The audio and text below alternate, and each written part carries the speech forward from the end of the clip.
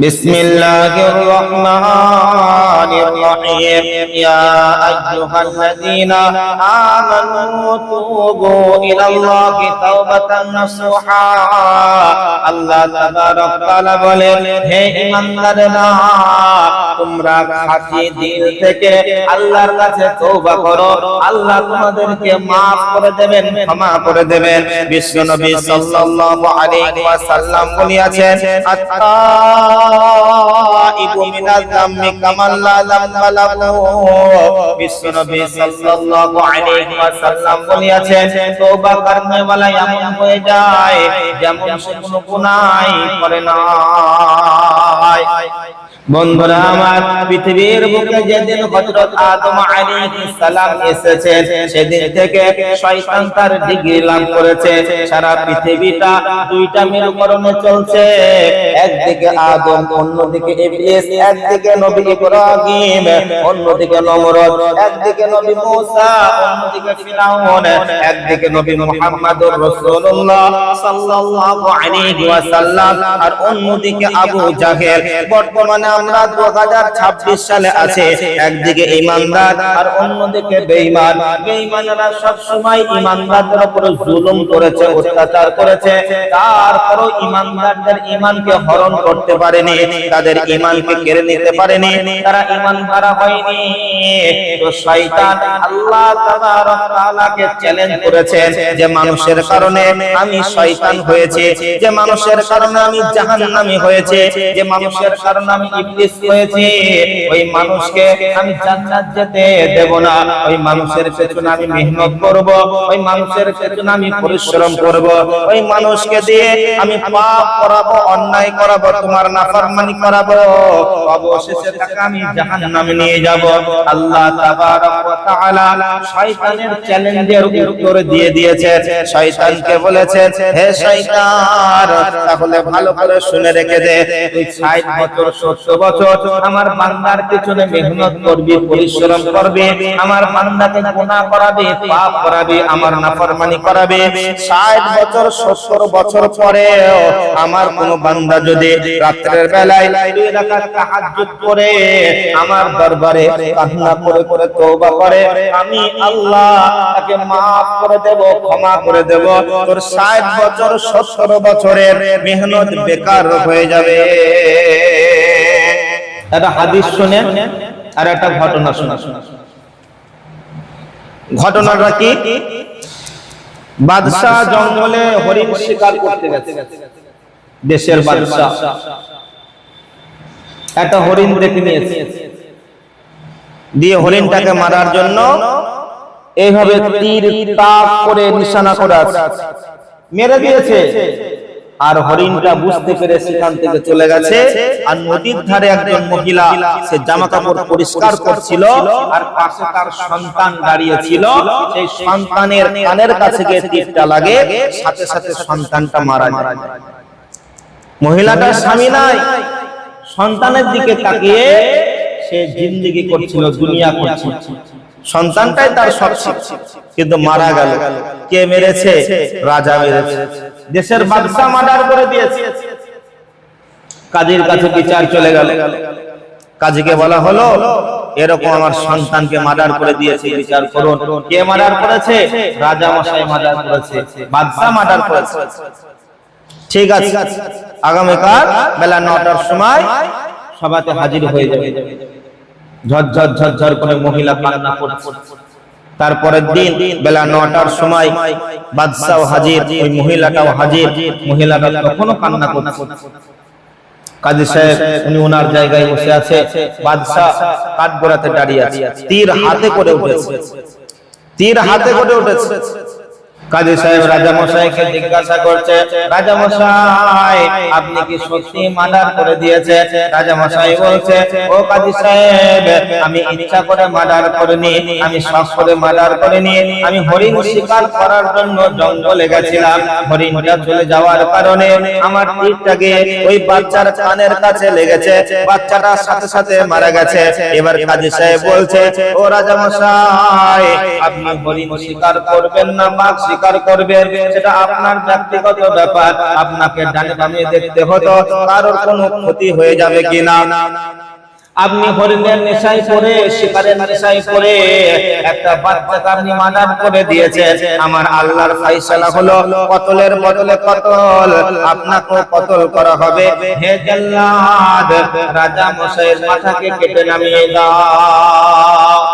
এই কথাটা শোনার পরে রাজা মশাই ওই কাঠগোড়া থেকে ওই তীরটাকে টান করে কাজী সাহেবের দিকে লক্ষ্য করে বলছে, কাজী সাহেব, আজকেও আমি তীরটা হাতে করে নিয়ে এসেছি। আজকে যদি আমার মুখের দিকে তাকিয়ে অন্যায় বিচার করতে, তাহলে আজকে আমি আবার একটা মার্ডার করে দিতাম। আমি রাজা মশাই, আমার বরদান চলে যাবে, আমি মেনে নিতে পারবো, কিন্তু আমার মুখের দিকে তাকিয়ে আমার রাজ্যে অন্যায় বিচার হবে, এটা আমি মেনে নিতে পারবো না। কিয়ামতের কঠিন দিনে আল্লাহর কাঠগড়ায় যখন আমাকে দাঁড়াতে হবে, আল্লাহর কাছে জবাবদিহি আমি হতে পারবো না। এই মহিলাটা সমস্ত কিছু দেখার পরে মহিলাটা বলছে, ও কাজী সাহেব, মুজরিমটা তো আমার, আসামিটা তো আমার, আমি যদি মাফ করে দিই তাহলে আপনি কি করবেন? তখন কাজী সাহেব বলছে, আপনার মুজরিম, আপনার আসামি আপনি যদি মাফ করে দেন তাহলে মাফ পেয়ে যাবে, ক্ষমা পেয়ে যাবে। তখন সেই মহিলাটা বলছে, একটা মায়ের কোল খালি হয়ে গেছে, আর চাই না আবার একটা মায়ের কোল খালি হয়ে যায়, আমি রাজা মশাইকে মাফ করে দিলাম। এই কথাটা যখনই বলে দিয়েছে, রাজা মশাই কাঠগোড়া থেকে নেমে দৌড়ে গিয়ে ওই মহিলাটার পা দুটোকে জড়িয়ে ধরে নিয়েছে, আর মা বলে ডাকা শুরু করেছে, মা, আপনার যে সন্তানটা আমি মার্ডার করে দিয়েছে, আপনার সন্তানকে হয়তো আমি আর ফিরিয়ে দিতে পারবো না, তবে আজ থেকে আপনি একা মনে করবেন না, আজ থেকে আমি আপনার সন্তান আর আপনি হলেন আমার মা, বাকি জীবনটা আমার কাছে আপনি কাটিয়ে দেন। সুবহানাল্লাহ। ভুল করেছেন, ক্ষমা চেয়ে নেন, মাফ চেয়ে নেন। আপনি আপনার গালটাকে বাড়িয়ে দেন, বলেন, ভাই দুচর মারো, আমাকে মাফ করে দাও, ক্ষমা করে দাও। আর কেউ যদি আপনার কাছে ক্ষমা চায়, আপনি মাফ করে দেবেন। আপনি যদি মানুষকে মাফ করতে পারেন, আল্লাহ আপনাকে মাফ করে দেবে, আল্লাহ আপনাকে মাফ করে দেবে। হাদিসটা কি? গামিদ গোত্রের একজন মহিলা বিশ্ব নবীর কাছে এসেছে। আসার পর বলছেন, ইয়া রাসূলুল্লাহ, ইয়া হাবিবাল্লাহ, আমাকে পাক করে দেন, তাহিরিনি, আমাকে পাক করে দেন। যখনই বললেন পাক করে দেন, নবীজি মুখটাকে ঘুরিয়ে নিলেন, আবার সামনের দিকে গিয়ে বলছে, ইয়া রাসূলুল্লাহ, ইয়া হাবিবাল্লাহ, আমাকে পাক করে দেন। আবার নবীজি মুখটাকে ঘুরিয়ে নিলেন, আবার সামনের দিকে গিয়ে ওই মহিলাটা বলছে, ইয়া রাসূলুল্লাহ, ইয়া হাবিবাল্লাহ, আমাকে পাক করে দেন। বিশ্বনবী সাল্লাল্লাহু আলাইহি ওয়াসাল্লাম বলছেন, হে মহিলা, তুমি কি এমন নাপাকের কাজ করেছো, কি এমন গুনাহ করেছো যে তোমাকে পাক করার কথা বলছো? তখন মহিলাটা বলছে, ইয়া রাসূলুল্লাহ, ইয়া হাবিবাল্লাহ, মহিলারা যে কাজ করলে, যে গুনাহ করলে তাদের গর্ভে বাচ্চা চলে আসে, আমার দ্বারাই ওই গুনাহটা হয়ে গেছে, আমার দ্বারাই জিনা হয়ে গেছে এবং আমার গর্ভে বাচ্চাও চলে এসেছে। এবার বিশ্বনবী বলছেন, তুমি কি জানো এর বিচার কি হবে? তখন মহিলাটা বলছে, ইয়া রাসূলুল্লাহ, ইয়া হাবিবাল্লাহ, আমি জানি আমাকে মার্ডার করা হবে, আমি জাহান্নামের আগুনে পুড়তে পারবো না, দুনিয়ার শাস্তি মেনে নিতে পারবো। তখন বিশ্বনবী সাল্লাল্লাহু আলাইহি ওয়াসাল্লাম বললেন, ঠিক আছে, তুমি এখন ফিরে যাও, অন্যায় তুমি করেছো, দোষ তুমি করেছো, কিন্তু তোমার সন্তানটা কোনো দোষ করেনি, তাকে দুনিয়ার আলো দেখতে যাও, তুমি এখন ফিরে যাও, যখন সন্তানটা জন্ম নেবে তখন তুমি আমার কাছে আসবে। ওই মহিলাটা ফিরে গেলেন, সন্তানটা যখন জন্ম দিল, জন্ম দেওয়ার পরে বিশ্বনবীর কাছে সন্তানটাকে নিয়ে হাজির হয়ে গেছে, ইয়া রাসূলুল্লাহ, ইয়া হাবিবাল্লাহ, পাপ করেছি, পাপের ফল আমি পেয়ে গেছি। এবার বিশ্বনবী সাল্লাল্লাহু আলাইহি ওয়াসাল্লাম বলেন, পৃথিবীর বুকে মায়ের স্তনের দুধের মতো বিকল্প কোনো খাবার হতে পারে না, এই সন্তানকে ওই খাবার থেকে বঞ্চিত করা যাবে যাবে না, এখন তুমি ফিরে যাও, সন্তানকে 2 বছর 2.5 বছর দুধ পান করাবে, আর যখন শক্ত খাবার খাওয়া শুরু করবে তখন সন্তানটাকে নিয়ে আসবে। 2 বছর 2.5 বছর পরে ওই বাচ্চার হাতে একটা রুটি দিয়ে বিশ্ব নবীর দরবারে হাজির হয়েছে। ইয়া রাসূলুল্লাহ, ইয়া হাবিবাল্লাহ, দেখেন দেখেন দেখেন, সন্তানটা আমার রুটি খাওয়া শুরু করে দিয়েছে।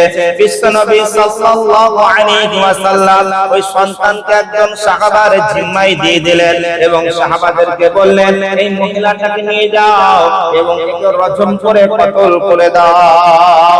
সাহাবারা মহিলাটাকে কোমর পর্যন্ত পুঁতে দিয়ে পাথর মেরে মেরে মহিলাটাকে পাথর মেরে মেরে তাকে রজম করা হচ্ছে। একজন সাহাবা একটা হাড্ডি নিয়ে ছুরি দিয়েছে, আর ওই মহিলার শরীর থেকে একটু রক্ত ছিটকে ওই সাহাবার গায়ে পড়ে গেছে। তখন ওই সাহাবাটা ঘৃণার সাথে বলছে, ছি ছি ছি ছি, ওই নাপাক মহিলাটার রক্ত আমার গায়ে লেগে গেছে।